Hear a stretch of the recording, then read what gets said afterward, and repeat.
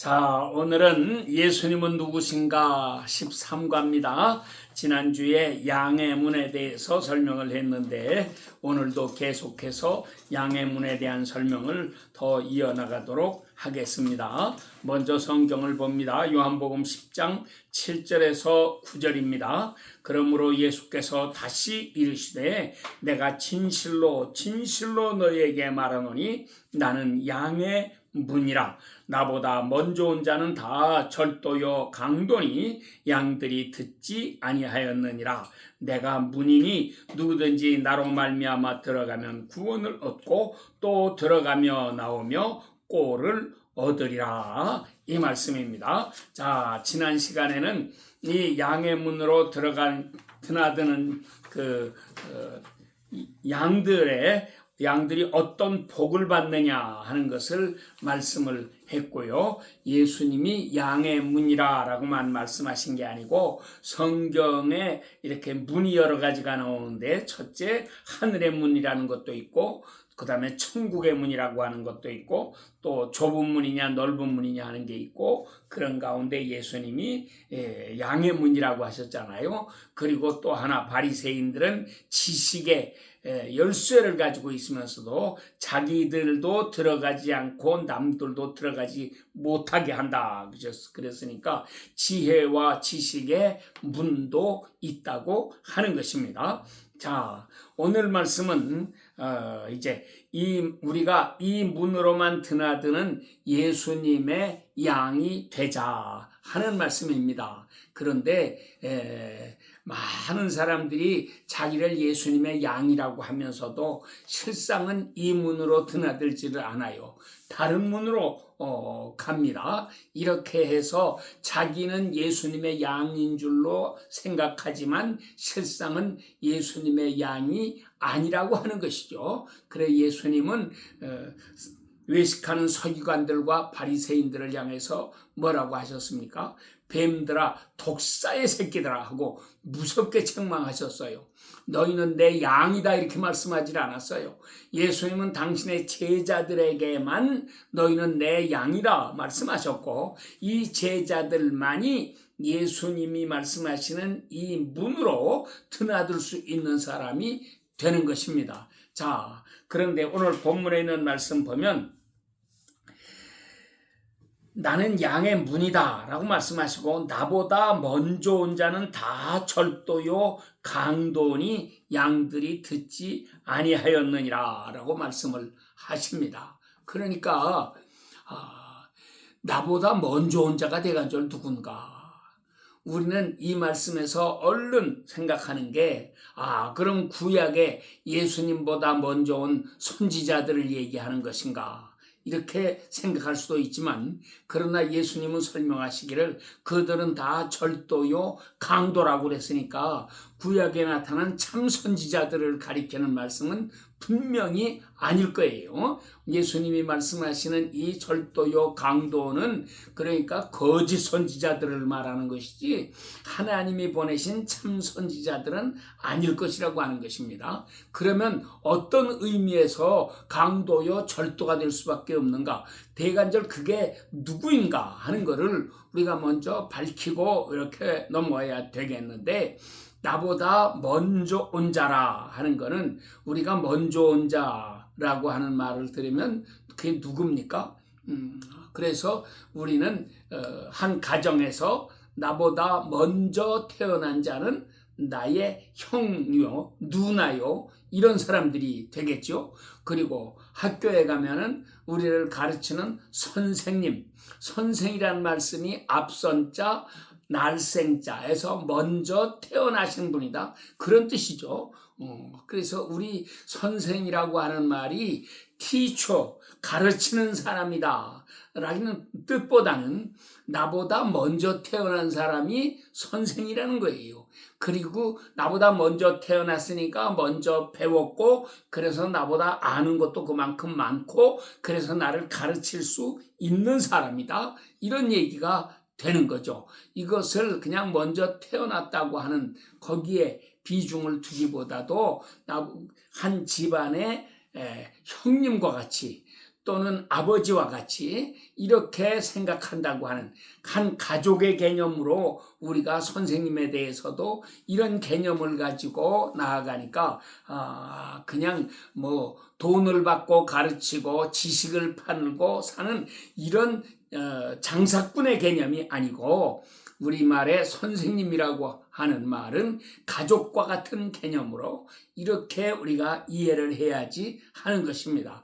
자, 그런데 예수님께서 나보다 먼저 온 자라 하는 말은 조금 더 우리가 바르게 이해한다면, 나보다 내가 더 먼저 왔다, 내가 윗사람이다, 내가 더 많이 안다, 내가 너를 가르칠 수 있다, 이제 이런 의미가 되는 거고, 그래서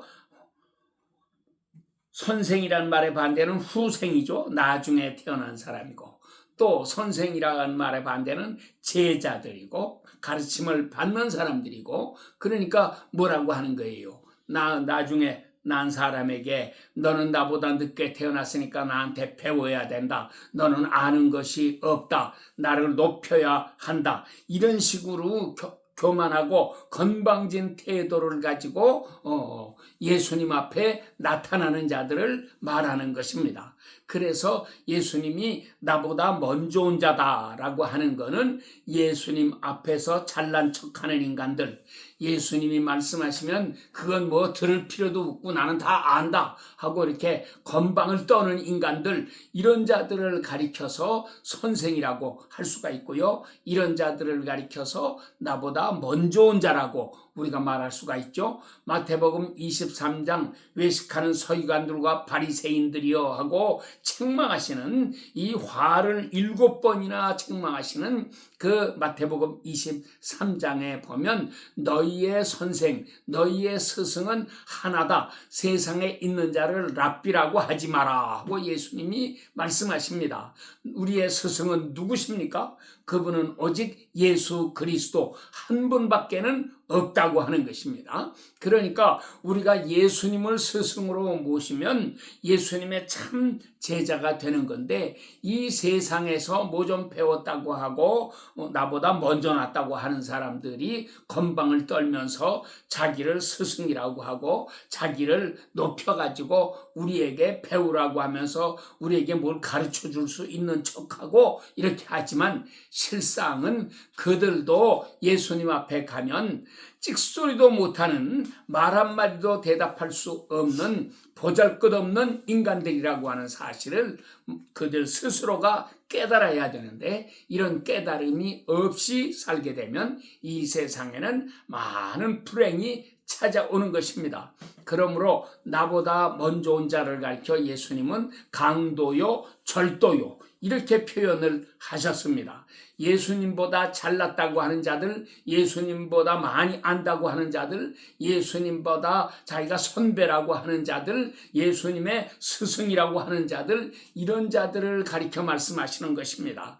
오늘날 우리 교회 안에도 이렇게 예수님보다 잘난 인간들이 너무나 많습니다. 그래서 하나님의 말씀을 무시하고 예수님이 말씀하신 것에 자기는 반대되도록 행하면서, 그러면서도 자기의 이론이 더 옳다고 주장하고 자기가 예수님보다 더 바르게 가르친다고 하고 예수님은 잘 몰랐다고 하고 예수님 잘 못 가르쳤다고 하고 해가면서 예수님의 말씀을 무시하고 가르치는 자들이 오늘날 우리 주변에 너무나 많이 있는 것입니다. 이러한 때에 우리가 정말 깨달아서 이렇게 강도나 절도가 되지 아니하도록 자기를 살펴 근신해야지 하겠습니다. 자, 이렇게 겸손한 마음을 가지고 우리 주님 앞에 나가서 무릎을 꿇고 배우기를 우리가 간과 간청하고 배우기 위해서 귀를 기울여야 하는 것입니다. 마르다와 마리아의 집에 예수님이 가셨을 때에 마르다는 음식 대접하느라고 분주하고 정신이 다 없었지만, 마리아는 예수님의 발 아래에 앉아서 예수님의 입에서 나오는 귀한 말씀 한마디 한마디를 귀담아 듣고 배우려고 애를 쓰지 않았습니까? 우리가 항상 이런 자세를 가지고 물론 우리가 예수님께 양들에게 음식 대접하는 것도 잘 해야 돼요. 이걸 절대로 빼놓을 수 없는 귀중한 것이지만 이것보다도 더 중요한 것은 우리가 이 예수님의 말씀을 귀담아 듣는 것입니다. 말씀을 사모하면서 듣는 것입니다. 하나님은 오늘도 이런 사람들이 많이 생기기를 원하고 계시고요. 이런 사람들에게 큰 복을 내려주십니다. 그러므로 오늘도 우리가 이 말씀을 들을 때에 한 귀로 듣고 한 귀로 흘려버리는 자가 되지 아니하고 정말 내가 양의 문이라 말씀하시는 그 예수님의 말씀을 귀담아 들어서 우리가 이 양의 문으로만 드나드는 사람이 되어야 하고 이렇게 해서 우리의 삶 속에 아름다운 새 역사가 일어나야지만 하겠습니다. 네. 자, 그런데 누가 이 문으로만 드나들 수 있겠느냐? 이것이 오늘 말씀의 이제 주제가 되겠습니다. 자, 그래서 첫째 특징은 목자에게 절대 순종하는 양이라야지만 이 문으로 드나들 수가 있다고 하는 것입니다. 자, 그러니까 이 문은 우리 육신의 눈에 잘 보이지도 않는 문이에요. 옛날 양들을 집에서 기를 때에는 집에 울타리를 쳐놓고 그리고 문이 있었으니까 눈에 보이는 거지만 이 양들을 데리고 저 산으로 들로 이렇게 데리고 나가서 밤이 되어서 이 양들을 이렇게 재워야 할 때에는 거기 이 산이나 들에 울타리를 쳐놓을 수도 없는 거고요. 맹수가 와서 양들을 잡아갈 수도 있고 다 그런데 이 목자는 그 양들을 한 곳에 모아놓고 거기에 모닥불을 피워놓아서 기도했겠죠. 이렇게 하면서 목자가 밤을 새워가면서 양들을 지키는 것입니다. 그러니까 이 목자의 보호권, 이것이 바로 양들에게는 문입니다.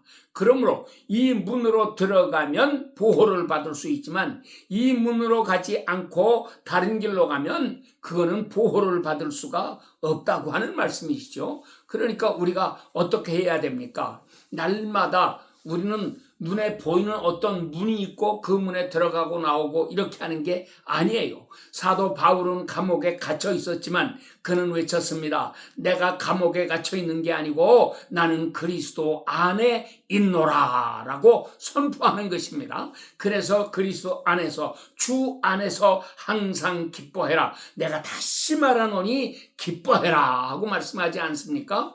왜? 양의 문으로 들어가서 그 안에 있기 때문입니다. 우리가 예수님을 믿어도 이 문으로 들어가고 나오고 하는 이것이 무엇인지를 깨닫지 못하면 우리는 예수님 안으로 들어가지를 않고 엉뚱한 데 있으면서 아무리 집을 튼튼하게 잘 짓고 이렇게 높은 담을 쌓고 그리고 문을 튼튼히 지키고 경비병을 두고 심지어는 맹견들을 풀어놓고 이렇게 하면서 그 집안에 들어가서 잠을 잔다고 할지라도 거기에 평안이 있는 것은 아닙니다.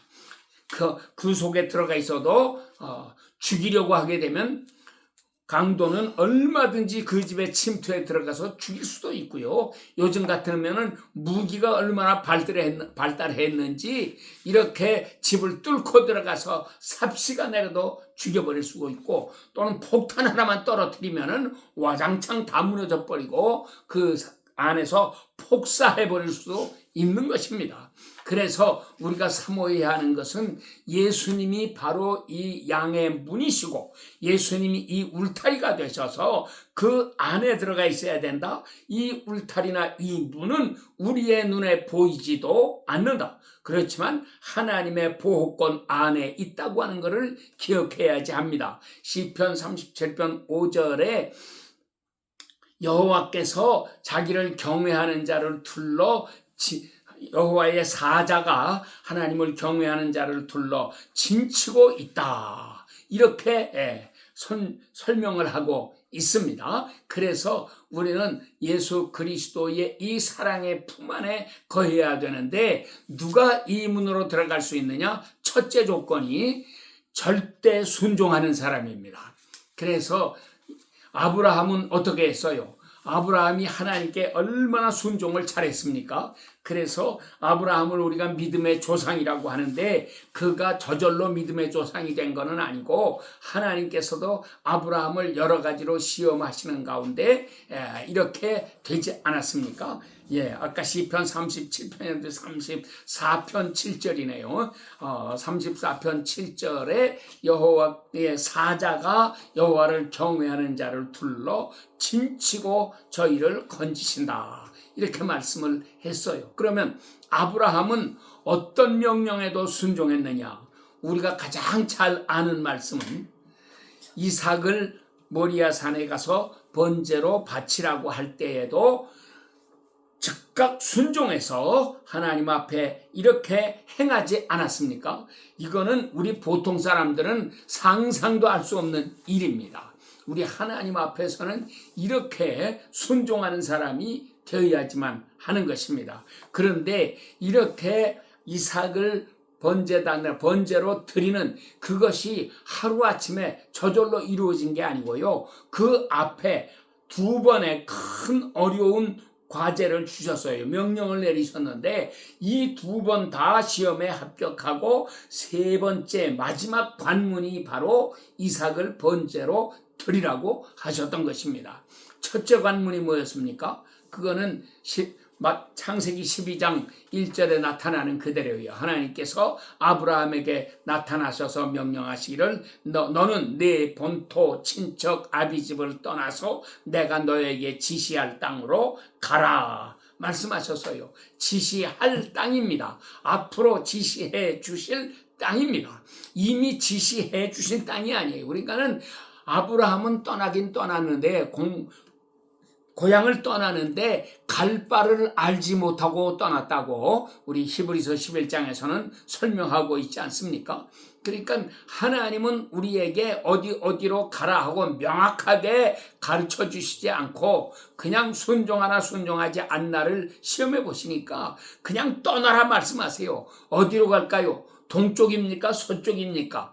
물어볼 필요도 없대요. 그냥 가라고 하시는 것입니다. 그래서 내 발길 닿는 대로 가다 보면 그것이 나도 모르는 사이에 하나님이 인도하시는 것이 되어 있다라고 하는 것입니다. 그래서 우리가 오늘날에도 이 믿음을 가지고 살아야 합니다. 내가 어디로 갈까요? 밝히 가르쳐 주세요. 동쪽입니까? 서쪽입니까? 남쪽입니까? 북쪽입니까? 뭐 이런 거 저런 거 물을 것도 없고 거기에 가면 어떤 대우를 해 주시겠습니까? 거기 가서 누구를 만날 겁니까? 뭐 이런 거 다 하나님 앞에 묻지 말고 그냥 명령하시면 무조건 순종해가지고 출발을 하라고 하는 것입니다. 자, 그런데 아브라함은 이 명령에 순종해서 고향을 떠났습니다. 하나님은 많은 사람들에게도 이런 명령을 내리셨겠지만 그러나 세상 사람들은 이런 명령을 들어도 순종하지 않습니다. 그런데 아브라함이 이 명령을 듣고 순종했기에 아브라함의 이 사적이 성경에 나타나고 그가 우리 믿음의 조상이 될 수 있었던 것입니다. 그러므로 우리도 이렇게 하나님의 음성을 듣고 잘 따라가는 이런 복된 사람들이 되어야 합니다. 그런데 옛날에 아브라함 때에는 직접 하나님이 음성을 들려주셨지만 오늘날 지금에 와서는 하나님은 직접 그렇게 하시기도 하지만 그러나 그건 특별한 경우가 아니면 그렇게 안 하시죠. 지금은 성경책을 주셨습니다. 성경책을 통해서 우리에게 마음의 감동을 주시고 깨달음을 주시고 마음의 결심을 주십니다. 아, 내가 이렇게 해야 되겠구나. 이게 성경을 통해서 전부 우리에게 이루어지는 일입니다. 그러므로 여러분들이 기도에 힘쓰고 성경 말씀에 귀를 기울이고 눈을 크게 뜨고 성경 말씀을 잘 살펴보면서 말씀 한마디 한마디에 순종하겠습니다 하는 이 마음 자세를 가지고 주님을 따라가게 될 때에 거기에 엄청난 기적이 따라오는 것이고 놀라운 생명의 역사가 일어나게 되는 것입니다. 자, 그 다음에 둘째 시험은 뭐죠? 하나님께서 명령하셨어요. 하갈과 그의 소생인 이스마엘을 내쫓아라. 이스마엘이 어린 이삭을 희롱했습니다. 그러니까 사라가 그 문제를 가지고 아브라함에게 가서 불평을 하죠. 이놈을 내쫓아버리세요. 어찌 이 서자 녀석이 하나님이 약속으로 태어난 이 이삭을 이렇게 조롱할 수가 있습니까? 아마 내가 그때 아브라함의 입장에 있었을 것 같으면은 아마 그랬을 거예요. 그건 뭐 그렇게 노하느냐? 아직 어린 내가 한 짓인데 그냥 참고 봐야지. 어떻게 그래도 그것도 내 자식인데 집에서 쫓아낼 수가 있겠느냐 하고 못 쫓아내겠다고 하고 이 사라에게 그렇게 너무 질투하거나 미워하거나 시샘을 하지 말고 그냥 너그럽게 받아줘라 아마 이렇게 말을 했을 거예요. 그렇지만 아브라함은 그렇게 하지 않았어요. 왜 하지 않았느냐? 하나님이 명령하시잖아요. 내쫓아버리라고. 그러니까 아브라함도 망설였던 것 같아요. 쫓아낼까 말까. 아내는 자꾸 쫓아내라고 하는데 아내의 말을 들어야 하겠느냐 안 들어야 하겠느냐. 그런 가운데 하나님께서 드디어 명령을 하시잖아요. 내쫓아라. 그런데 아브라함은 하나님의 명령에 순종해서 하갈을 쫓아냅니다. 이스마엘을 쫓아냈습니다. 위자료도 주지 않고 쫓아냈어요. 혹시 모르죠. 얼마나 줬는지는 모르지만 성경에는 그런 거 기록이 없잖아요. 네가 어디 가서 살아라 그러면 내가 다달이 얼마씩 돈을 보내주겠다. 그런 약속이 전혀 없습니다. 그냥 쫓아내요. 그러니까 이게 얼마나 냉정한 겁니까? 또 사람으로서 이건 이렇게 할 짓이 아니죠. 그럼에도 불구하고 하나님은 뜻이 있어요. 계획이 있으시니까 이스마엘에 대해서도 하나님은 큰 뜻을 가지고 계시고 그래서 이스마엘이 이 아버지인 아브라함으로부터 도움을 받아가지고 의존적인 인간으로 살아가게 되는 것을 원치 않으시고 독립적인 인간이 되라고 서러움을 많이 당하고 억울한 일을 당하고 고통을 당하면서 그 속에서 인간은 성숙해가는 것이고 더 새로워지는 것입니다. 하나님은 저 이삭에게는 물론이지만 이스마엘에게도 똑같고 오늘의 우리들에게도 우리 삶을 이렇게 주장하시고 우리에게 편안함을 주시거나 또는 고난을 주시거나 하나님은 다 알고 계시고 이것이 나에게 필요하니까 그런 고난 속에다 던져 넣으시고 우리를 연단시키시고 교육하시고 새롭게 만드시는 것입니다. 이렇게 하시는 하나님의 놀라우신 섭리를 깨닫고 우리 주님 앞에 충성하는 일꾼들이 다 되어야지만 하겠습니다. 자, 하나님께서는 이렇게 두 번 그래서 내 본토 친척 아비 집을 떠나라 하는 명령을 내리시고 또 그 다음에는 하갈과 그의 소생인 이스마엘을 집에서 내쫓아버려라. 이런 인간으로서는 감히 순종할 수 없는 이런 명령을 내리셨는데 아브라함이 이 명령에도 다 순종하는 것을 보시고 마지막 관문 내 독자 이삭을 번제로 바쳐라 이렇게까지 명령을 하셨습니다. 그런데 이번에도 아브라함은 합격했습니다. 그 하나님의 명령을 순종해서 이렇게 이삭을 바치지 않습니까? 이렇게 할 때에 하나님께서 기뻐하시고 드디어 아브라함에게 놀라운 복을 내려주시는데 그렇게 내려주신 복이 소위 장자의 복이라고 하는 것이죠. 그래서 이 장자권이 아브라함으로부터 이삭에게, 이삭으로부터 야곱에게, 야곱으로부터 요셉에게 이렇게 계승되어 가면서 우리 하나님을 섬기는 백성들에게 이 놀라운 은총이 임하게 되는 것입니다. 그래서 요셉에게 주셨던 이 장자권이 예수님께 와서 완성되어서 그리스도 안에 있는 모든 성도들이 이 장자권을 가지고 살아가는 사람이 되는 것입니다. 여러분들도 이런 복을, 큰 복을 다 받으시고 하나님 앞에 영광 돌리면서 살아가는 거룩한 백성들이 되어야지만 하겠습니다. 자, 그래서 이제 우리도 이 문으로만 드나드는 양이 되어야 하겠는데, 이 양들에게 나타난 가장 특징적인 것이 세 가지입니다. 첫째, 양은 말이 없다고 하는 거죠. 광야의 백성들은 말이 많았어요. 말이 많으면 불평불만이 나옵니다. 그 말 많은 게 좋은 말만 한다면 얼마나 좋겠습니까마는, 인간들은 말이 많아지면 반드시 실수가 나오고요. 말 많은 사람들을 보세요. 다 불평불만이 많은 사람들입니다. 감사하고 찬송하고 기뻐하는 이런 말을 하는 사람들은 많지가 않습니다. 그래서 우리가 참된 양이 되려면 첫째, 말을 함부로 하지 말아야 되겠다. 그리고 우리의 말이 선한 말이 되어야 한다. 그래서 착할 선자를 보면, 한자로 보면 그렇죠. 양양자 밑에 그게 붙어 있는 게 말씀 언자입니다. 말씀 언자 하나 있는 게 있고요. 말씀 언자 세 개를 나란히 써놓은 것, 그것도 착할 선자입니다. 그래서 옛날 한자를 만든 그 우리 조상들이 생각할 때에 이 선하다, 착하다 하는 게 뭐냐 하고 어떻게 글자를 만들까 하고 이분들이 궁리를 하다가 생각해낸 게 양처럼 말하는 것이 선한 것이다. 이런 결론을 얻은 거죠. 그래서 양양자 밑에 말씀 언자를 썼습니다. 자, 우리가 이 세상 살아가는 동안에 양처럼 말할 수 있는 사람이 되자.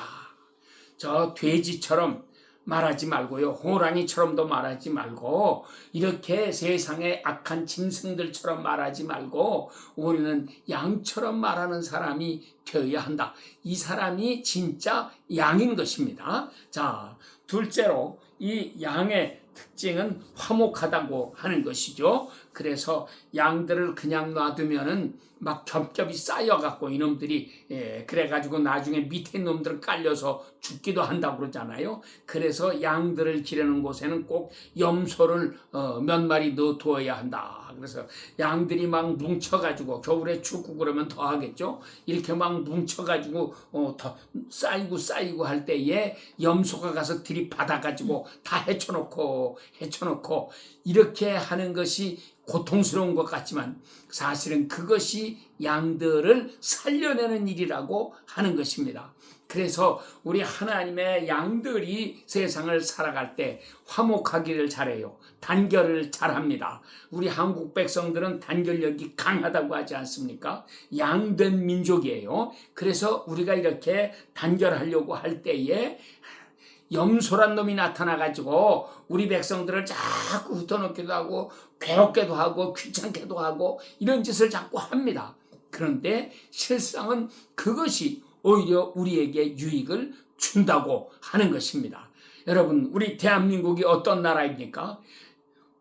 악한 마귀 공산당과 싸워가지고 6.25 전쟁에서 이런 악한 마귀의 불법 남침으로 인해서 하마터면 멸망할 수밖에 없는 그런 절체절명의 위기에 놓여 있었는데, 생각지도 않았던 유엔군이 들어와가지고 우리나라를 대신해서 싸워주었고, 그래서 우리를 건져주었고, 지금도 계속 위협을 받고 있지만 오히려 그런 일이 우리에게 복이 되어가지고 오늘날 우리 백성들은 막 이를 악물고 노력을 해가지고 세계의 1등 가는 새 나라를 만들어 놓았습니다. 이것이 하나님의 역사인 것입니다. 그래서 우리 한국 백성들이 정말 하나님의 말씀을 중심으로 해가지고 함께 뭉치기만 하면 얼마든지 어마어마한 역사가 일어납니다. 물론 마귀는 우리를 해치고 흩어놓기 위해서 별별 수단을 다 쓰겠지만 그렇게 하면 또 어떻겠어요?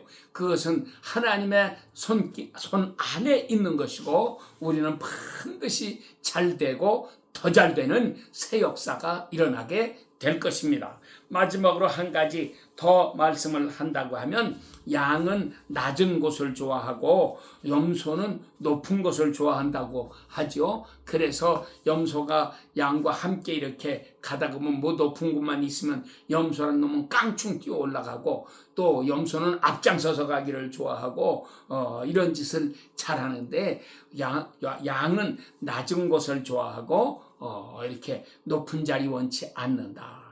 인간들에게 있어서 가장 결정적인 약점이 뭐냐? 그거는 뱀이 너무나 잘 알았어요. 그래서 하와에게 선악과 따먹으라고 하면서 선악과 저거 따먹으면 내 눈이 밝아져서 하나님과 같이 되리라 이렇게 말하지 않았습니까? 그 말에 하와는 꼴깍 넘어갔어요.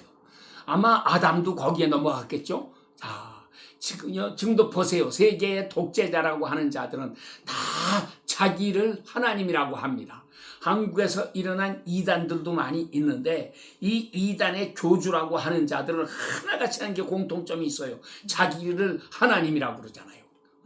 자기를 예수님이라고 하는 자도 있고 자기를 성령이라고 하는 자도 있고 여하간 이렇게 하면서 자기가 하나님이라고 하고 신적인 대우를 받으려고 그래요. 북한의 김일성이 물론 북한에서는 하나님입니다. 김정일이 그놈도 하나님입니다. 근데 지금 새끼 돼지인 김정은이 꼴도 보세요. 이제는 자기 할아버지도 치워버리고 자기 아버지도 다 치워버리고 자기를 신격하려고 지금 이렇게 한다고 하지 않습니까? 지가 뭘 한 게 있다고 자기를 신격하려고 합니까? 참 이렇게 인간들의 본성이 그렇다고 하는 거예요.